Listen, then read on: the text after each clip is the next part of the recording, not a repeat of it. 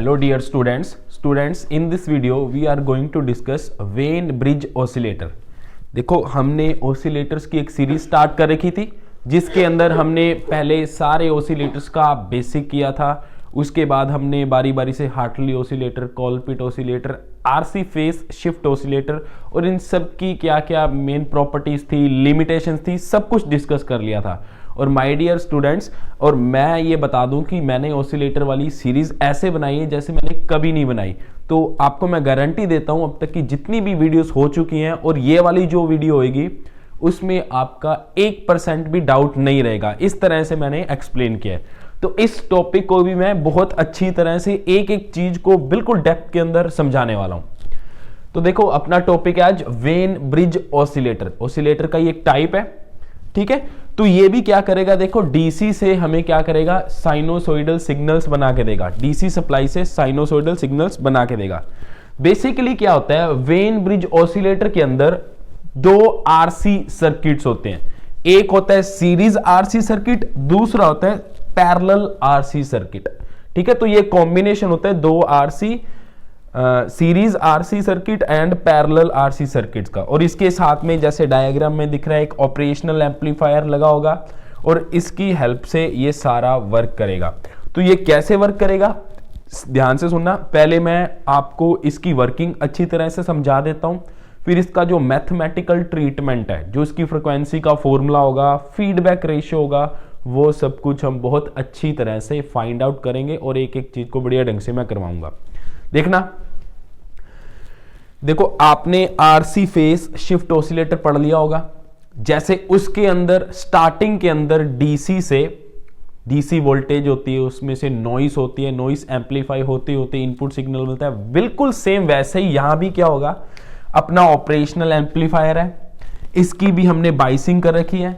इस biasing voltage के कारण क्या होगा, यहां पे एक इनपुट सिग्नल बन जाएगा स्टार्टिंग के अंदर। अगर आपने आरसी फेस शिफ्ट ऑसिलेटर वाली वीडियो नहीं देखी है तो लिंक मैंने डिस्क्रिप्शन के अंदर दे दिया है, नहीं तो लास्ट के अंदर मैं आपको बता दूंगा कि कैसे डीसी से स्टार्टिंग के अंदर एसी इनपुट सिग्नल बनेगा।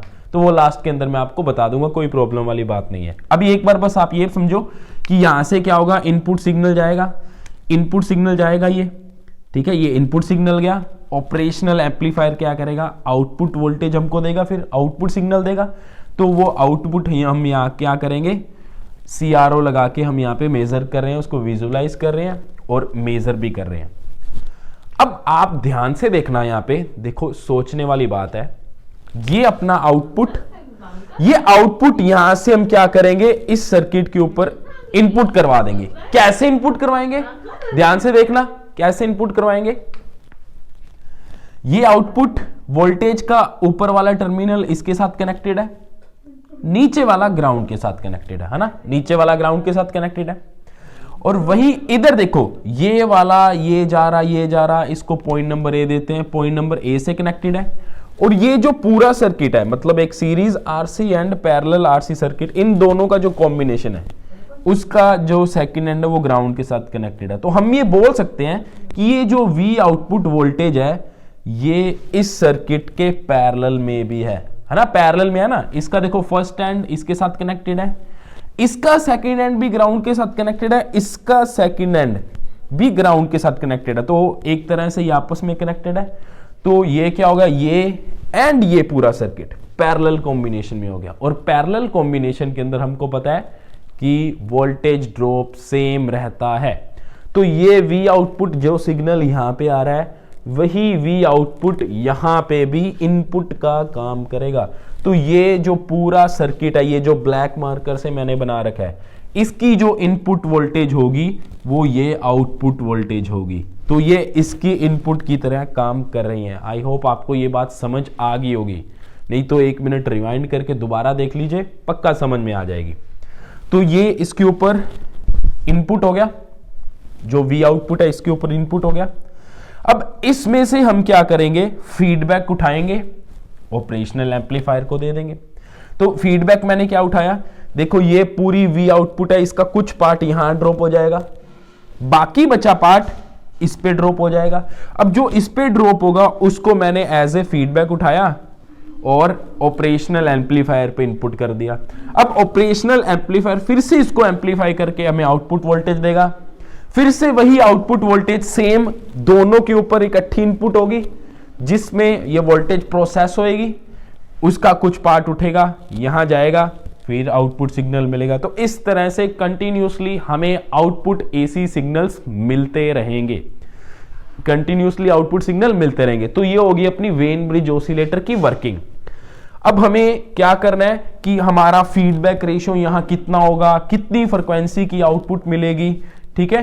तो R1 RF इनकी वैल्यूज क्या लेनी होगी अपने को, तो वो सब चीज देखने के लिए हमें इसका मैथमेटिकल ट्रीटमेंट देखना होगा। तो अभी इसका मैथमेटिकल ट्रीटमेंट स्टार्ट करते हैं। देखो, मैथमेटिकल ट्रीटमेंट समझने से पहले मैं आपको एक बहुत अच्छी, बहुत ही डीप बात बताने वाला हूं। प्लीज थोड़ा सा ध्यान देना, क्योंकि पहली बार आप ये बात सुन रहे हो और ये प्रीवियस नॉलेज के साथ मैच करना बहुत इंपॉर्टेंट है। आपने 10th 12th तक देखो ये पढ़ा होगा, कैपेसिटिव रिएक्टेंस, इसकी वैल्यू होती है 1/ωc। इंडक्टिव रिएक्टेंस, इसकी वैल्यू होती है ωL। बट एक्चुअल में इनकी जो वैल्यू होती है वो क्या होती है, ये नहीं होती, वो होती है साथ में क्या होता है, देखो साथ में क्या होता है, कॉम्प्लेक्स नंबर भी हमको मल्टीप्लाई करना होता है, मतलब J कॉम्प्लेक्स नंबर, ये आपने पढ़ा होगा मैथमेटिक्स के अंदर, आयोटा होता है, लेकिन यहां पे हम आई इसलिए नहीं लगा रहे क्योंकि करंट को हम आई लेते, तो J से दिखा रहा हूं। वैसे एक्सएल की वैल्यू भी क्या होती है, J होती है। अब आपके मन में डाउट आएगा, सर अगर एक्सएल की वैल्यू 1/jωc होती है, एक्सएल की वैल्यू jωL होती है, तो हम 12th के अंदर फिर ये आयोटा क्यों नहीं लेते थे? अरे बताऊंगा, थोड़े से पेशेंस रखो, पहले मैं इसको बताऊंगा, फिर 12th में अपने ऐसे करके क्यों करते हैं वो भी बताऊंगा, ठीक है, क्योंकि आप फिजिक्स वाइटल पे हो और मैंने आपको प्रॉमिस कर रखा है कि आपका कोई भी डाउट रहने नहीं दूंगा। सुनना, सबसे पहले तो हमें ये कॉम्प्लेक्स नंबर साथ में मल्टीप्लाई में लेना ही क्यों पड़ा?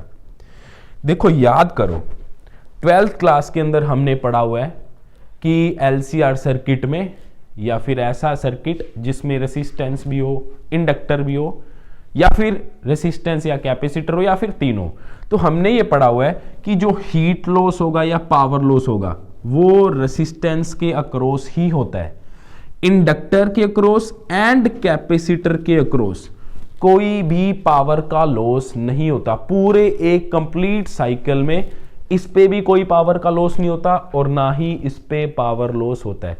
इस पे पावर लॉस होता है, वो किस फॉर्म में होता है, हीट के फॉर्म में पावर लॉस हो जाता है, हीट का लॉस हो जाता है, मतलब हमारी जो इलेक्ट्रिकल एनर्जी है हीट बन के लॉस हो जाता है, सराउंडिंग में चली जाती है ना, तो इसके ऊपर कोई लॉस नहीं होता। और दूसरी बात ध्यान से सुनना, इसमें तो क्या हो रहा है, देखो इसके अंदर क्या हो रहा है, रेसिस्टेंस डिस्टरबेंस है। क्यों डिस्टरबेंस है? क्योंकि जब करंट फ्लो होता है, चार्जेस फ्लो होते हैं, यानी इलेक्ट्रॉन्स फ्लो होते हैं, वो इलेक्ट्रॉन्स दूसरे इलेक्ट्रॉन्स के साथ या वायर के अंदर दूसरे आयंस के साथ, वायर्स के एटम के साथ कोलिजन करते हैं, तो डिस्टरबेंस प्रोड्यूस होती है। तो ये बिल्कुल रियल डिस्टरबेंस है। बट इंडक्टर के अंदर या जो अपने कैपेसिटिव रिएक्टेंस की बात करते हैं या फिर इंडक्टिव रिएक्टेंस की बात करते हैं, उसको भी हम डिस्टरबेंस बोलते हैं। एसी के फ्लो में आने वाली डिस्टरबेंस, क्या वो रियल है? बिल्कुल भी नहीं, वहां पे कोई कोलिजन्स नहीं होती। वहां क्या होता है, कैपेसिटर के अंदर इलेक्ट्रोस्टैटिक फील्ड जनरेट हो जाता है, इंडक्टर के अंदर मैग्नेटिक फील्ड जनरेट हो जाता है, मैग्नेटिक एनर्जी स्टोर हो जाती है, वो एसी को बढ़ने या घटने से रोकती है। तो एक्चुअली हम उसको डिस्टरबेंस बोल देते हैं, लेकिन है किसका इफेक्ट? वो सारा फील्ड्स का इफेक्ट है। यहाँ पे तो रियल डिस्टरबेंस कोलिजन, लेकिन यहाँ पे सारा खेल इलेक्ट्रिक फील्ड मैग्नेटिक फील्ड का है। तो ये एक तरह का वर्चुअल है, इसीलिए हम क्या करते हैं, साथ में कॉम्प्लेक्स नंबर यूज करते हैं। और अगर हम और ज्यादा डीप में जाए तो मैथमेटिकल फिजिक्स के अंदर जाए, फूरियर सीरीज के बारे में आपने शायद सुना होगा, वैसे जरूरत नहीं है। तो उसमें ये बात बोलते हैं कि अगर फेज डिफरेंस रियल एक्सिस के साथ में, ठीक है, प्लस माइनस 90 डिग्री हो, तो इस फेज डिफरेंस को दिखाने के लिए हम मल्टीप्लाई में कॉम्प्लेक्स नंबर लिया करते हैं।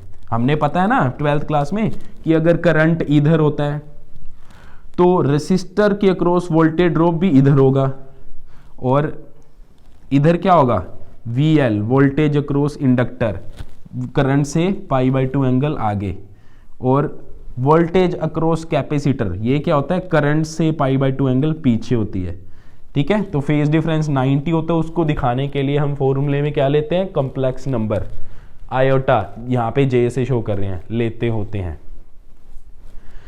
अब आप बोलोगे सर ये बात तो पता लग गई, लेकिन फिर 12th क्लास के अंदर हमने ये आयोटा क्यों नहीं लिया, 12th क्लास के अंदर हमने आयोटा क्यों नहीं लिया?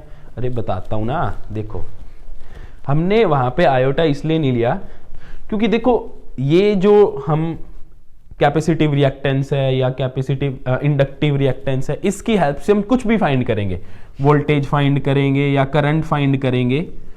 तो ये जो वोल्टेज है, ये जो करंट है, ये इमेजिनरी पार्ट तो नहीं है, ये तो रियल है। तो अगर इसकी हेल्प से हम ये फाइंड करेंगे तो लास्ट में जो हमारा फॉर्मूला आ जाएगा उसमें हम क्या करेंगे, जो भी J के साथ मल्टीप्लाई में होगा, जो भी कॉम्प्लेक्स नंबर के साथ मल्टीप्लाई में होगा, उसको हम क्या कर देंगे, 0 से इक्वेट करवा देंगे, ताकि ये वाली टर्म एलिमिनेट ही हो जाए, ये वाली टर्म एलिमिनेट ही हो जाए। क्योंकि जो भी इससे निकलेगा V एंड I वो रियल ही होगा, वो कॉम्प्लेक्स हो ही नहीं सकता, तो उसके फॉर्मूले में भी कॉम्प्लेक्स नंबर नहीं होना चाहिए, तो इसको 0 में इक्वेट करवा देना होता है। तो इसलिए वहां पे फिर इसको लेने का कोई फायदा ही नहीं है, तो हम पहले से ही हटा के चलते हैं। तो अब आप बोलोगे सर फिर इसमें लेने की क्या जरूरत थी? देखो वेन ब्रिज ऑसिलेटर की जब हम वर्किंग करेंगे, मतलब मैथमेटिकल ट्रीटमेंट करेंगे, तो इसमें भी हम लास्ट में आयोटा का कोफिशिएंट या ये पूरा आयोटा एलिमिनेट कर देंगे, निगलेक्ट कर देंगे। लेकिन हमने यहाँ पे इसलिए इसको लिया है क्योंकि इससे हमें हमारा डिजायर रिजल्ट मिलेगा। अभी जो बात मैंने आपको बोली है कुछ कुछ समझ आई होगी, पूरी समझ नहीं आई होगी, लेकिन आपको गारंटी देता हूं मैथमेटिकल ट्रीटमेंट इसका देखो सारा खेल आपको समझ में आ जाएगा, ये मेरा प्रॉमिस है आपको। और फिर भी अगर कुछ कमी पेशी रह जाए तो कमेंट बॉक्स के अंदर लिख देना, आपका डाउट 100% मैं सॉल्व करूंगा। ठीक है, चलो इसका स्टार्ट करते हैं अब मैथमेटिकल ट्रीटमेंट। अब मैथमेटिकल ट्रीटमेंट निकालने के लिए सबसे पहले मैं क्या करूंगा, ये नेट जो इसका इम्पीडेंस है वो फाइंड कर लूंगा। पहले इन दोनों का सीरीज कॉम्बिनेशन का मैं इम्पीडेंस फाइंड कर लूंगा, फिर पैरेलल का इम्पीडेंस फाइंड कर लूंगा। उसके बाद जैसे जैसे हम डिजायर रिजल्ट चाहते हैं वैसे वैसे आगे चलेंगे। ठीक है, चलो करते हैं अभी इसका मैथमेटिकल ट्रीटमेंट।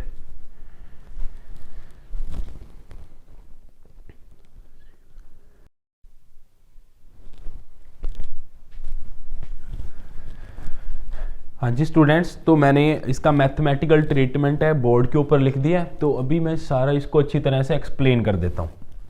देखो सबसे पहले मैंने क्या किया, ये जो सीरीज आरसी सर्किट है, सीरीज आरसी कॉम्बिनेशन है, उसका रेसिस्टेंस निकाला। तो अपने को पता है ये दोनों सीरीज में है, तो डायरेक्ट दोनों का जो इसका रेसिस्टेंस एंड इसका कैपेसिटिव रिएक्टेंस ऐड हो जाएंगे। तो मैंने लिख दिया Z series equals to R plus XC. उसके बाद एक्सी की वैल्यू अपने को पता है 1/j ओमेगा सी होगी, तो वो वैल्यू मैंने यहाँ पे पुट कर दी। और नेक्स्ट स्टेप के अंदर मैंने क्या किया, देखो अगर मैं दोनों साइड क्या करूं, j को ऊपर एंड j का नीचे मल्टीप्लाई कर दूं, तो ऊपर j बन जाएगा और नीचे क्या बन जाएगा, j²। आपको पता है j की वैल्यू क्या है, -1 का रूट, तो j² की वैल्यू क्या होगी, -1। तो ये j इंटू j² बन जाएगा, और j² की वैल्यू क्या होगी, -1। तो ये माइनस यहाँ पे माइनस बना देगी। ठीक है, तो ये j² यहाँ हटेगा, -1 आ जाएगा, तो यहाँ पे अपना माइनस आ जाएगा। तो ये बन गया Z series equals to r minus j upon omega C. तो ये इक्वेशन नंबर अपनी 1 होगी। ऐसे अब पैरेलल कॉम्बिनेशन की नेट इंपीडेंस हम निकाल लेते हैं। पैरेलल कॉम्बिनेशन में हमको पता है कि फॉर्मूला क्या होता है, जब अपने पैरेलल कॉम्बिनेशन सोल्व करते हैं 1/r equals to 1/r1 plus 1/r2। तो पैरेलल का फॉर्मूला होता है r1 into r2 upon r1 plus r2। ये वही पैरेलल कॉम्बिनेशन को सॉल्व करके बनता है टू रेसिस्टेंसेस के। तो यही फॉर्मूला मैंने यहाँ पे अप्लाई किया है, resistance into capacitive reactance divide by r plus XC ठीक है। इसके बाद एक्स सी की वैल्यू मैंने पुट कर दी 1 अपॉन जे ओमेगा सी होगी, तो 1 अपॉन जे ओमेगा सी, तो ये बन गया R upon J omega C, इधर R plus 1 upon J omega C. अब इधर भी मैंने क्या किया है, सेम वही वाला किया है, क्या करूंगा, जे का ऊपर नीचे मल्टीप्लाई करूंगा। सिमिलरली यहां पे भी क्या करूंगा, जे का ऊपर जे का नीचे मल्टीप्लाई करूंगा, तो आगे माइनस बन जाएगा। तो जेड पैरेलल इक्वल्स टू क्या हो जाएगा, minus R j upon omega C divided by R minus 1 upon omega C. अब इतनी मैथमेटिक्स तो आपको आती होगी, बीएससी एमएससी के स्टूडेंट्स हो, ठीक है। अब फिर मैंने क्या किया, दोनों का नेट इंपिडेंस फाइंड कर लिया। तो दोनों, इसका इंपिडेंस प्लस इसका इंपिडेंस ये ऐड कर दिए, तो मेरे पास नेट इंपिडेंस यहां पे आ गया। अब मैंने ऐसा क्यों किया, ये अभी आपको आगे समझ आएगा। अब क्या करते हैं, ई आउटपुट अपॉन ई इनपुट, इसका रेशियो निकालते हैं। मतलब इस पे नेट कितनी इनपुट वोल्टेज थी डिवाइडेड बाय इससे हमने जो फीडबैक लिया है ई आउटपुट, इनका मैं रेशियो निकाल रहा हूं, ई आउटपुट अपॉन ई इनपुट। ऐसा क्यों कर रहा हूं, आगे आपको सब समझ आएगा, एक बार करो। तो E output upon E input लिखा, ठीक है। अब V equals to I R होता है, तो ओम्स लॉ से यहां लिख दिया मैंने I इंटू जेड पैरेलल, क्योंकि ई आउटपुट ये है, तो आई देखो ऊपर से आई करंट आ रहा है, ये आई करंट गया, आई करंट गया, आई करंट गया। अब इन दोनों का मैंने क्या कर रखा है, नेट पैरेलल निकाल रखा है। तो इसको अगर एक सर्किट में रिप्लेस करना हो तो अपने ऐसे कर सकते हैं। ये क्या होगा, यहाँ पे फिर जो भी नेट होगा इंपिडेंस, उसको मैंने जेड पैरेलल से रिप्लेस कर रखा है। तो यहाँ पे अगर मैं ओम्स लॉ लगाऊंगा तो क्या लिखूंगा, आई जेड पी, वही हमारा क्या है, ई आउटपुट। समझ आ रहा है ना, देखो इसके पैरेलल में आउटपुट निकल रहा है इसका, तो आई जेड पी ये हो गया अपना E output, I Z P divided by E input. E input ये पूरा है, तो इस पूरे सर्किट के लिए हम क्या करेंगे, आई इंटू पूरे सर्किट का इंपिडेंस, तो ये हो जाएगा आई इंटू जेड रिजल्टेंट, पूरे सर्किट का इंपिडेंस। इसके बाद क्या करेंगे, देखो आई से आई तो कैंसल आउट हो गया, फिर जेड पैरेलल की वैल्यू हमने निकाल रखी है, वो वैल्यू मैंने यहाँ पे सब्स्टिट्यूट कर दी। जेड रिजल्टेंट की वैल्यू भी निकाल रखी है, वो वैल्यू मैंने यहाँ पे पुट कर दी। आगे क्या करेंगे, अब सिंपल मैथमेटिक्स है, आगे इसको सॉल्व करेंगे। तो सॉल्व किया, देखो क्या बनेगा, minus R j upon omega C, minus R j upon omega C as it is है, और ये आर माइनस जे अपॉन ओमेगा सी, इसको मैं नीचे मल्टीप्लाई में ले गया। जब इसको मैं नीचे मल्टीप्लाई में ले जाऊंगा तो ये आर माइनस जे omega C into R minus जे अपॉन ओमेगा सी, ये क्या बन जाएगा, स्क्वायर बन जाएगा। तो आर माइनस जे ओमेगा स्क्वायर सी का होल स्क्वायर हो गया, और यही जब आर माइनस जे ओमेगा सी इसके साथ भी मल्टीप्लाई होगा तो ये डिवाइड वाला कट कर देगा। समझ आ रहा है ना, देखो ये मैं बोल रहा हूं आर माइनस जे ओमेगा सी, इसको मैं इसके मल्टीप्लाई में भी तो लिख सकता हूं, आर माइनस जे ओमेगा सी। अब बारी बारी से इसको इसके साथ मल्टीप्लाई करेंगे तो ये इन दोनों का स्क्वायर बन जाएगा। फिर इसको मैं जब इसके साथ मल्टीप्लाई करूंगा तो देखो R minus J omega C into this divided by R minus J omega C, तो इससे ये कैंसल आउट हो जाएगा, रह क्या जाएगा, R j upon omega C. तो ये E output upon E input की ये वैल्यू आ गई। इसके बाद क्या किया, मैंने ये होल स्क्वायर ओपन कर दिया, वही ए स्क्वायर वो वाला A square plus B square minus 2ab वाले फॉर्मूले से मैंने क्या किया, इसका होल स्क्वायर ओपन कर दिया। तो सॉल्व करने के बाद मेरे पास ये आ गया, minus R j upon omega C upon R square minus 1 upon omega square C square minus 3 R j upon omega C. इसके बाद सुनना, इंपॉर्टेंट स्टेप है। इसके बाद मैंने क्या किया, ऊपर नीचे जे का क्या कर दिया, मल्टीप्लाई कर दिया। मतलब इस नोमिनेटर में भी जे का मल्टीप्लाई कर दिया, और इधर डिनोमिनेटर में भी मैंने क्या किया, जे का मल्टीप्लाई कर दिया। तो ये जे इंटू जे क्या बन जाएगा, जे स्क्वायर की वैल्यू -1, तो माइनस माइनस क्या हो जाएगा, प्लस, तो ऊपर बन गया आर अपॉन ओमेगा सी, और डिवाइडेड बाय क्या होगा, J into R square minus 1 upon omega square C square, और जे का मल्टीप्लाई इसके साथ भी होगा बिकॉज ये पूरे ब्रैकेट के साथ है। पहले मैंने जे का मल्टीप्लाई इसके साथ कर दिया, अब जे का मल्टीप्लाई जब इसके साथ करेंगे तो -3 R upon omega C as it is होगा और जे इंटू जे स्क्वायर हो जाएगा। जे स्क्वायर की वैल्यू फिर से -1 होगी, तो ये -1 और ये माइनस प्लस हो जाएगा। ये तो आप कॉपी पे करके लिख के कर भी सकते हो, जो मेन मुद्दे की बात आएगी उसको मैं पूरा डेप्थ में बताऊंगा। ये तो सिंपल मैथमेटिक्स है, इतना तो आपको आना ही चाहिए। तो ये हो गया अपना R upon omega C upon J R square -1 upon omega square C square plus 3r by omega C. अब ये किसकी वैल्यू है? E output upon E input, that is E output upon E input. अब हमें ये पता है कि ये यहां से जो हमने आउटपुट उठाया उसी को हमने क्या किया था, ऑपरेशनल एम्पलीफायर पे फीडबैक किया था। तो ई आउटपुट को मैं वी फीडबैक भी लिख सकता हूं, तो ई आउटपुट की जगह पे मैं वी फीडबैक लिख सकता हूं। और ये जो इनपुट वोल्टेज है, ये हमें पता है जो ऑपरेशनल एम्पलीफायर की आउटपुट वोल्टेज आ रही थी वही इस पे इनपुट वोल्टेज का काम कर रही थी। तो ई इनपुट को मैं वी आउटपुट लिख सकता हूं, तो ई इनपुट की जगह पे मैंने वी आउटपुट लिख दिया। तो ये क्या आ गया आपके पास? V feedback upon V output, और इसको हम क्या बोलते हैं? Feedback ratio. ठीक है, फीडबैक रेशियो यही तो होता है कि, तो इसको मैंने बीटा लिख दिया। अब इससे बहुत खास निकल के आने वाला है। देखो, V feedback upon V output, ये जो है दोनों का जो रेशियो है, कभी इमेजिनरी हो सकता है क्या? नहीं हो सकता है ना। वोल्टेज डिवाइड बाय वोल्टेज हमेशा रियल रहेगा, या हम सीधा बोल सकते हैं जो भी फीडबैक रेशियो होगा वो हमेशा एक रियल नंबर होगा। तो फिर ये जो है ये भी रियल होना चाहिए, ये भी रियल होना चाहिए। तो इट मींस ये वाली जो टर्म है इसको 0 होना पड़ेगा। अब ये कब 0 हो सकता है? जब ये कॉम्प्लेक्स नंबर का मल्टीप्लीकेशन क्या हो? 0 हो। अब इससे हमारे पास फ्रीक्वेंसी का फॉर्मूला निकल जाएगा, और उस फ्रीक्वेंसी की हेल्प से हम फीडबैक रेशियो की वैल्यू निकाल लेंगे, और उसकी हेल्प से हमें पता लगेगा ऑपरेशनल एम्पलीफायर में कौन से रेसिस्टेंसेस यूज करने होते हैं। तो हमें बिकॉज पता है ये रेशियो हमेशा रियल होना चाहिए, तो इसके फॉर्मूले में भी रियल चीजें ही रहनी चाहिए। तो ये इमेजिनरी पार्ट 0 होना चाहिए। इमेजिनरी पार्ट 0 होने का मतलब है कि जो भी कॉम्प्लेक्स नंबर का मल्टीप्लीकेशन होगा वो 0 के इक्वल होना चाहिए। सो मैं लिख दूंगा R square -1 upon omega square C square equals to 0। अब इससे आप ओमेगा की वैल्यू निकाल सकते हो आराम से। क्या करोगे?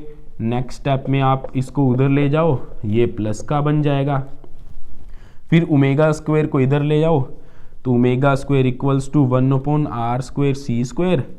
अब क्या करो? रूट ले लो, तो omega equals to 1 upon R C. इससे आप लीनियर फ्रिक्वेंसी भी निकाल सकते हो। लीनियर फ्रिक्वेंसी आपको पता है ओमेगा इक्वल्स टू क्या होता है? 2 पाई लीनियर फ्रिक्वेंसी एफ। इससे एफ की वैल्यू भी निकल जाएगी 1 अपॉन 2 पाई आर सी। तो इतनी फ्रिक्वेंसी के ऑसिलेशंस वेन ब्रिज ऑसिलेटर से जनरेट हो सकते हैं, और वो वैल्यू किस पे डिपेंड करिए? आर एंड सी पे। मतलब ये आर सी की वैल्यू हमने क्या चूज की हुई है, जो इस यहाँ पे भी हमने सर्किट बनाया था पूरा, रिप्लेस कर दिया मैंने अभी। तो हम क्या कर सकते हैं? आर एंड सी की वैल्यू की हेल्प से कितनी फ्रिक्वेंसी के ऑसिलेशंस जनरेट करने हैं वो हम आराम से निकाल सकते हैं, अपनी इच्छा अनुसार फ्रिक्वेंसी जनरेट कर सकते हैं। अब ये तो हो गया frequency generated by Wien bridge oscillator. अब क्या करते हैं? अब फीडबैक रेशियो देख लेते हैं कि कितना लेना होगा, इसका रेशियो कितना होना होगा। तो वो यहीं से निकल जाएगा। यहीं से कैसे निकलेगा?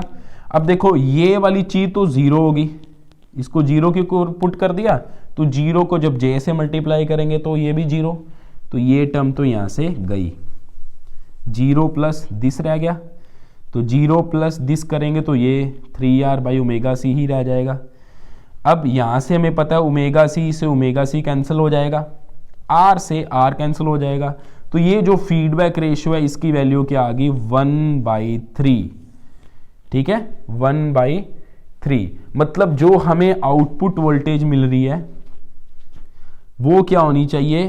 जो हमें आउटपुट वोल्टेज मिल रही है उसका 1/3 उठा के क्या आना चाहिए? ऑपरेशनल एम्पलीफायर में फीडबैक की फॉर्म में आना चाहिए। मतलब ये मैं बोल रहा हूं V feedback upon V output, इसका रेशियो क्या होना चाहिए?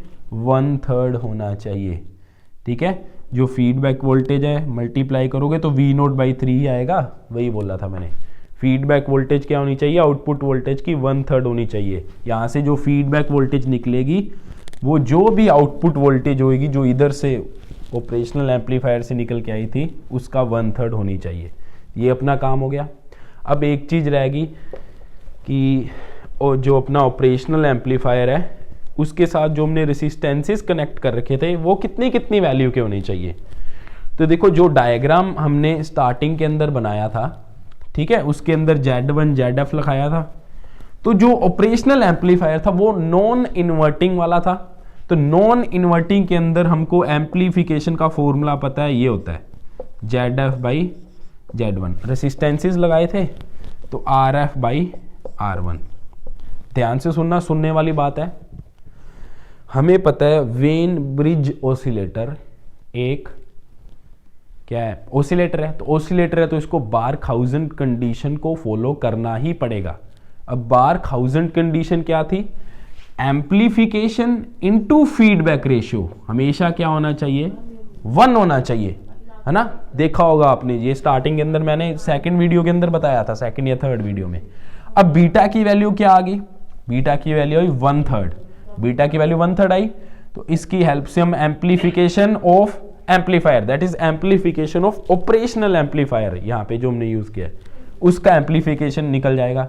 बीटा की वैल्यू 1/3 पुट करेंगे तो ये हो जाएगा 1/3, ये 3 इधर मल्टीप्लाई में जाएगा तो एम्पलीफिकेशन इक्वल्स टू 3 आ जाएगा। ये आ गया। अब नॉन इन्वर्टिंग ऑपरेशनल एम्पलीफायर हमने यहाँ पे यूज किया है, उसके एम्पलीफिकेशन का फॉर्मूला ये होता है। यहाँ पे अपने 3 पुट कर देंगे, ये इधर जाएगा, ये रह जाएगा 2 इक्वल्स टू RF/R1। तो इससे हमारे पास RF की वैल्यू क्या आ जाएगी, 2R1 के इक्वल हो जाएगी। तो हम क्या करेंगे, जो भी हम RF की वैल्यू चूज कर रहे हैं वो R1 की डबल होनी चाहिए, तभी हमारा जो ऑपरेशनल एम्पलीफायर है उसका जो एम्पलीफिकेशन फैक्टर है वो 3 आ पाएगा और बारखाउज़ेन कंडीशन फुलफिल हो पाएगी और हमारा वेन ब्रिज ऑसिलेटर वर्क कर पाएगा, है ना। याद आ रहा ना स्टार्टिंग के अंदर